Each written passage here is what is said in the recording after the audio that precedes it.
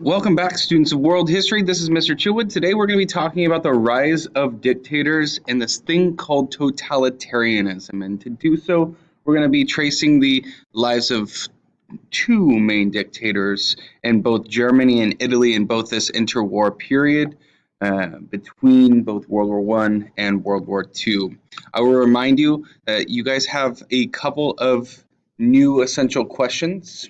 The first is, to what extent does nationalism unite or divide people? We're going to see that very apparent here today in this lecture. And also, how did the world come to the brink of war for a second time? And to do so, we're going to begin with talking about fascism in Italy and the rise of this guy named Benito Mussolini.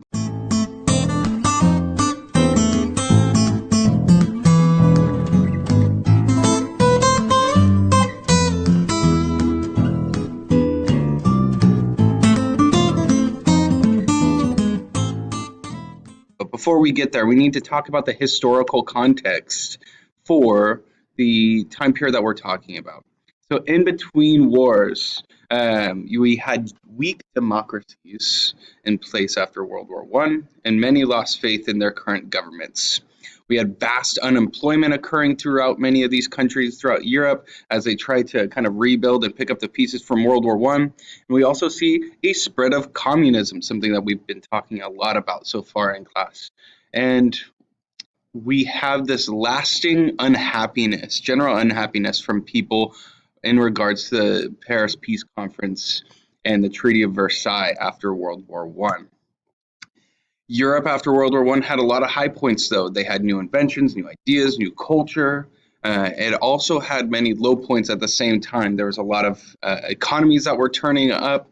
The radical political movements that we're going to be talking about today, and we have been kind of creating this, I guess, unevenness within people, or kind of instability within countries. And also we see the use of secret police creating this aspect of fear among the citizens and skepticism against the government.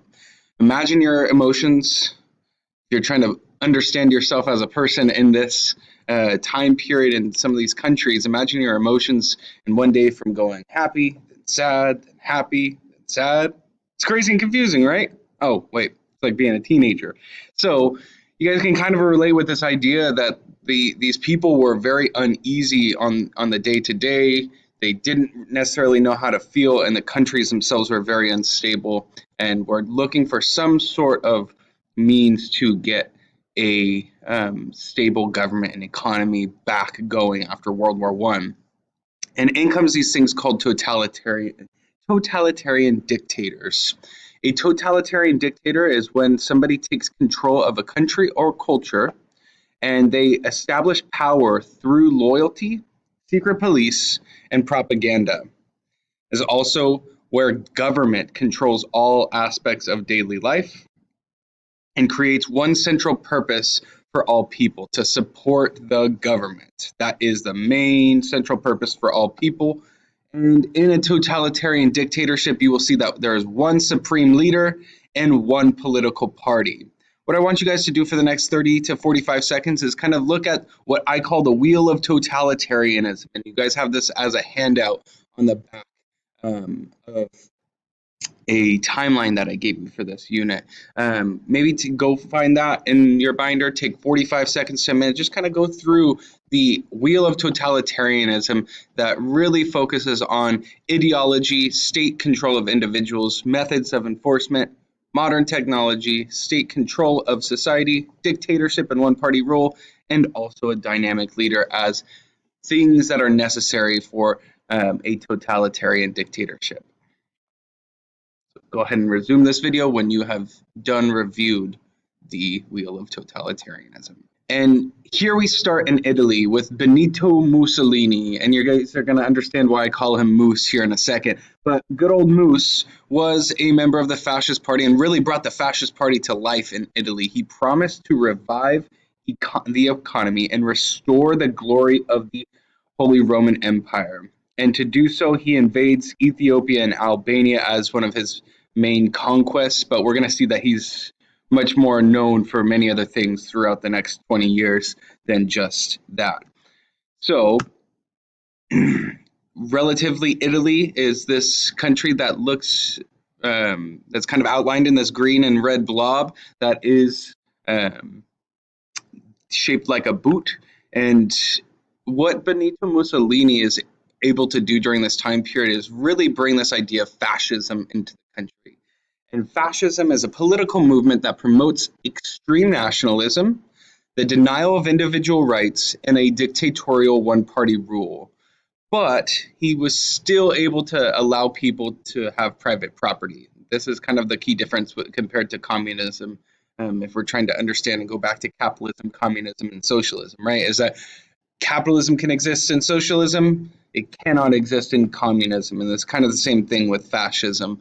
But despite some of the ways in which Mussolini kind of assumed a lot of control and power over the people's everyday lives, he still kind of was able to relate to the people in some respects.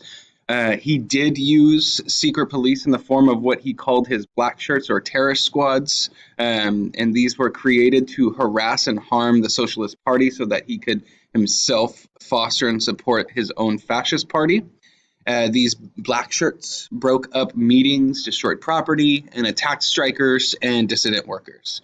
In October of 1922, we see that 30,000 fascists marched on Rome and really came to the support of Mussolini coming to power. And it is here that we see that Mussolini comes to power legally, just like Adolf Hitler, who we're going to talk about in a second, came to power legally and then instituted his regime of what you could call a totalitarian dictatorship. What did life look like under Mussolini?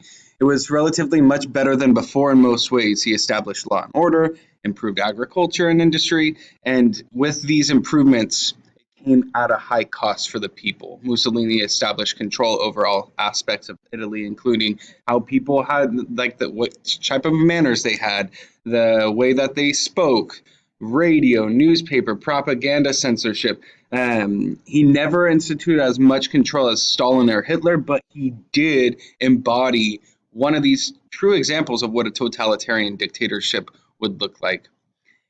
And the last thing that I'm going to talk about with Mussolini for now is I want to leave you with this quote of him. It says, "Let us have a dagger between our teeth, a bomb in our hands, and an infinite scorn or a feeling of distaste in our hearts." So really, Mussolini is kind of tapping into people's kind of emotions and appeal to really focus on trying to restore Italy to its former greatness, and that he believes the people should have this kind of, um, I guess you could say, tension between them to really want to get back there by any means necessary.